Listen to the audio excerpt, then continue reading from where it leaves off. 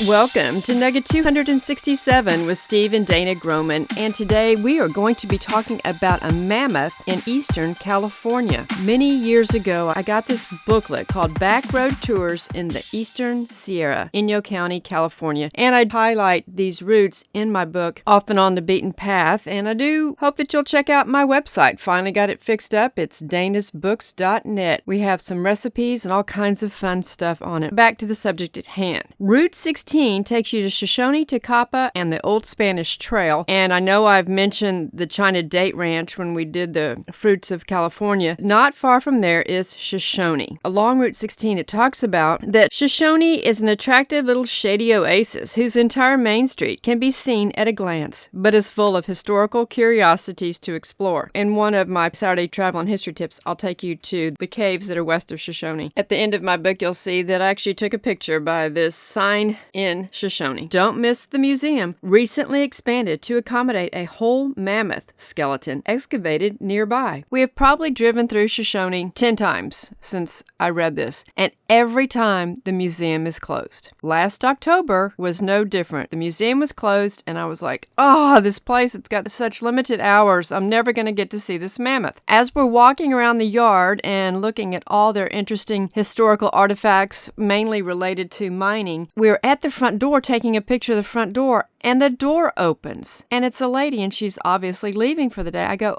wow, you're actually here? She goes, yeah. And I said, I've been trying to get in this place for over 10 years, and you're always closed. And I said, I want to see the mammoth. She goes, oh, come on in. As long as you don't take too much time, I'll let you go see the mammoth. I want to go back, though, and see the rest of the stuff in the museum. Puzzling pachyderms. Excavated by a group of college students in 1982 and 83, this exhibit was originally thought to be the remains of 3 Colombian mammoths, which became mired, dried, and were buried in the mud of Pleistocene Lake Tecapa. Okay, how do they dry out and get buried in whatever? Recent, more thorough studies have revealed that it is probably the remains of 7 to 9 different individuals from 2 different genera, and possibly 3 species, none of which are Colombian mammoths. In addition, the bones were most likely washed into the lake by an active stream or river and piled in their locations of discovery. Needless to say, much work still needs to be done. If you just go to Genesis and you read about the flood and you know of the catastrophic event, there is no problem with having 7 to 9 different individual mammoths piled together on top of each other in a buried state. The display is actually very nice. It has the jaw of a mammoth with 2 sets of molars, a partial mammoth ulna, a mastodon scapula, and these tusks. Measurements of the length, diameter, and curvature of these tusks indicate that they do not match.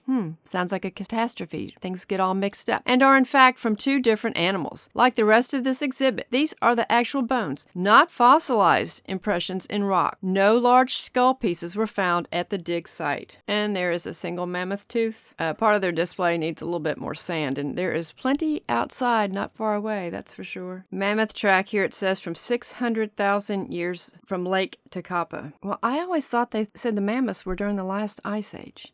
Conflicting information, imagine that. They also had this display, giant camels. Of course, we can explain giant camels, can't we? It was the pre-flood world, and they have these trackways of these camels. They're actually excellent. In siltstone dated from, I'm going to read that correctly for them, in siltstone dated from 7 to 8 million years. Camels originated in North America 45 million years ago during the last ice age at Lake Tecapa. There were goat-like camels, llama-like camels, and camels as large as the modern Asiatic camels, but none of the camels at Lake Tecapa had humps. Does anybody know how they imagine any of this? I don't, but you know what we can know is that these camels, they died at Noah's flood, and they were awesome pre-flood camels, and we're fortunate enough to see their tracks and see the bones of these mastodon and mammoths that were preserved because of the mechanism of the flood. They had some rocks and minerals, but we realized that this lady probably really wanted to go home, and we were grateful that she did let us in the door to see the mammoth and mastodon exhibit. exhibit. One very interesting thing that we read in the museum I want to share with you. It's from Sonoma State University, the Department of Geology, from Thomas B. Anderson, Professor of Geology. It's to Martha Watkins, Director of the Shoshone Museum, Shoshone, California. I wonder if that was Martha that let us in the door. I'll have to call sometime and find out. Dear Martha, I know that this letter is long overdue, and I apologize for that, but I hope that by receiving it, you can move ahead and try to get funding for a home for the mammoth. The Department of Geology met on November 29,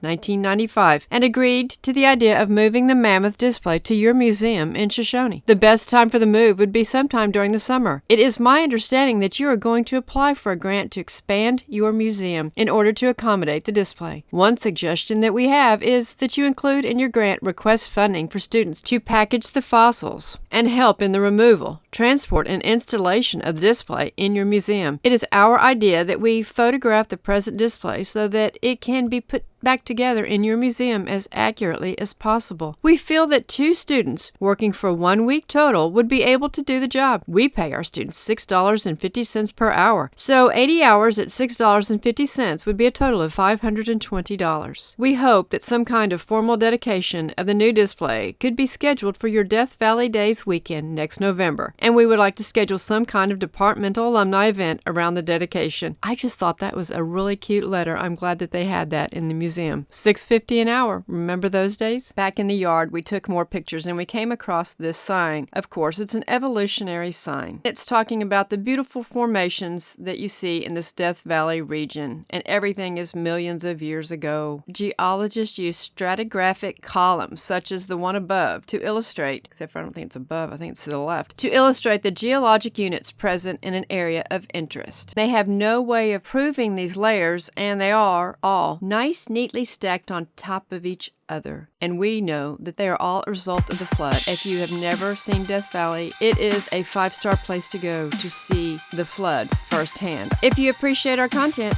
tell others and repost on your social platforms. We want to encourage you to look at our Creation Seminar series. It is filled with so much information to help you understand God's creation and be able to explain what you see out there in creation from a biblical standpoint. Thank you.